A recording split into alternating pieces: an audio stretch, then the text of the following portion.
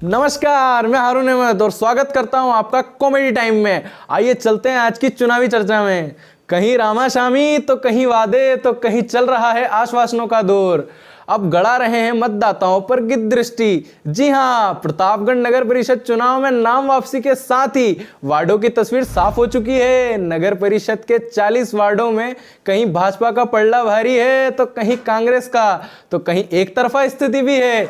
दोनों ही पार्टी के मजबूत प्रत्याशी मैदान में है। इसके कुछ वार्डों में जबरदस्त रोमांच देखने को मिल रहा है, वहीं कुछ वार्डों में इसके विपरीत कमजोर उम्मीदवार के बल पर एक तरफा मुकाबला है। लेकिन ऐसे वार्ड भी है जहां त्रिकोणीय मुकाबला देखने को मिल रहा है।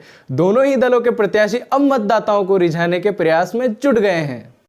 उम्मीदवार सुबह से लेकर रात तक मतदाताओं के द्वार द्वार धोख दे रहे हैं तो कहीं कर रहे हैं सलाम। मतदाताओं के अपने पक्ष में करने के लिए पूरा दमखम लगा रहे हैं। जान पहचान रिश्तेदार और तो और मतदाता किसकी बात मानता है उसके भी संपर्क जुटा रहे हैं। घर परिवार में किसकी चलती है, कौन किसकी बात मानता है, परिवार का मुखिया कौन है, मुखिया साहब की बैठक उठक किसके यहाँ किससे है, यार दोस्त अड़ोसी पड़ोसी रिश्तेदार आदि से संपर्क जुटा रहे हैं और उन्हें कैसे अपने पक्ष में किया जाए इस पर विचार विमर्श किया जा रहा है।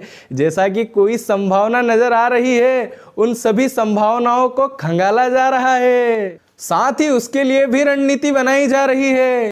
यही नहीं, मतदाता का फैमिली डॉक्टर, फैमिली पंडित और तो और मतदाता का कोई केस विचाराधीन है तो उसका वकील कौन है, मालूम पड़ने पर वकील साहब की भी मदद ली जा रही है। यही नहीं, किराने का सामान किसके यहाँ से आता है, रिकमेंडेशन कराई जा रही है, किसका पड़ोसी है, किसकी बात मान लेगा आदि प्रत्याशी की नज़र वार्ड के एक एक मतदाता पर गिद्ध दृष्टि गड़ाए बैठे हैं। अब देखिए प्रतापगढ़ जिले की राजनीति पर स्पेशल रिपोर्ट। नमस्कार, अब चलते हैं राजनीति की खबरों की ओर। जिले की राजनीति बदल देगा नगर परिषद 2021 का चुनाव। अब किस दिशा में जाएगी प्रतापगढ़ की राजनीति? क्या युवाओं के हाथ होगी कमान या फिर बुजुर्गों को मिलेगा सम्मान? जी हां, प्रतापगढ़ नगर परिषद में जमीनी कार्यकर्ताओं और पदाधिकारियों की अनदेखी कर लड़े जा रहे नगर परिषद के चुनाव आगामी दिनों में जिले की राजनीति बदल देंगे। जहां भारतीय जनता पार्टी की ओर से पंचायत राज चुनाव पूर्व मंत्री के बगैर आशीर्वाद और मार्गदर्शन में लड़ा गया, उसमें पार्टी को मुंह की खानी पड़ी। ठीक उसी तर्ज पर नगर परिषद चुनाव में भी वर्तमान पदाधिकारियों ने अपनी हठधर्मिता का क्रम जारी रखा और वफादार चेहरों को अनदेखा किया।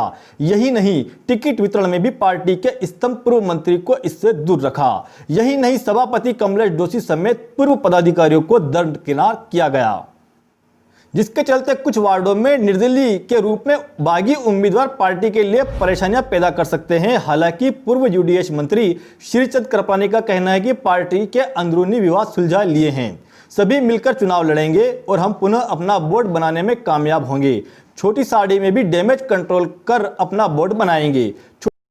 छोटी साड़ी के लिए कृपलानी का बयान थोड़ा हास्यास्पद लगता है, क्योंकि यहां चुनाव की पहली गेंद नो बॉल साबित हुई और उस पर कांग्रेस पार्टी ने चौका जड़ दिया। चुनाव से पहले ही 4 वार्ड निर्विरोध अपने कब्जे में कर लिए हैं और अभी तो पूरे ओवर की 6 की 6 गेंद पड़ी हुई है और कांग्रेस को जीतने के लिए मात्र 9 वार्ड चाहिए। ऐसे हालात में कृपलानी का यह बयान बेमानी लग रहा है।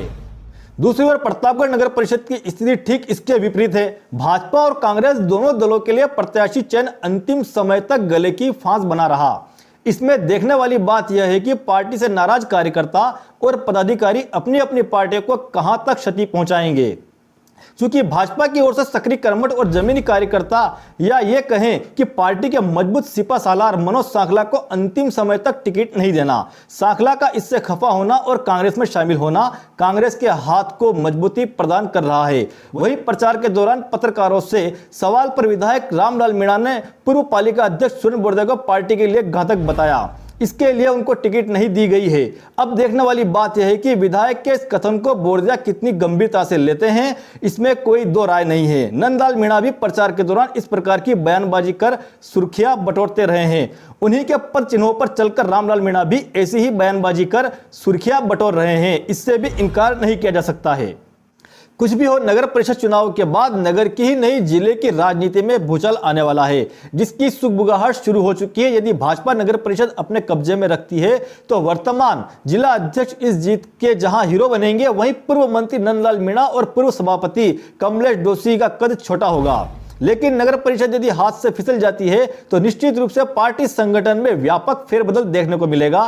दूसरी ओर कांग्रेस 10 साल के वनवास के बाद नगर परिषद पर कब्जा जमाती है तो रामलाल मीणा का कद बढ़ेगा, वहीं संगठन में उनकी मनमानी में तेजी से इजाफा होगा।